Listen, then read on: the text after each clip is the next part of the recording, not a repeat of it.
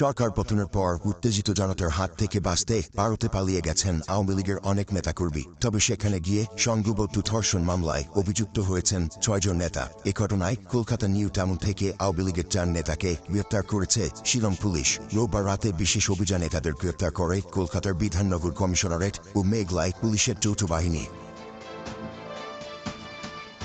বিষয়টি কালবেলাকে নিশ্চিত করেছেন সেখানে থাকা একাধিক আওয়ামী লীগ নেতা। গ্রেপ্তারকৃতরা হলেন সিলেট জেলা আওয়ামী লীগের সাধারণ সম্পাদক ও জেলা পরিষদের অপসারিত চেয়ারম্যান নাসিরউদ্দিন খান, সিলেট মহানগর যুবলীগের সহসভাপতি রিপন ও সিলেট মহানগর আওয়ামী লীগের সদস্য ইলিয়াস আহমেদ জুয়েল। এ ঘটনায় পলাতক রয়েছেন আরও ২ জন। তারা হলেন সিলেট জেলা স্বেচ্ছাসেবক লীগের সভাপতি আফসার আজিজ ও সাধারণ সম্পাদক দেবাংশু দাস মিচু।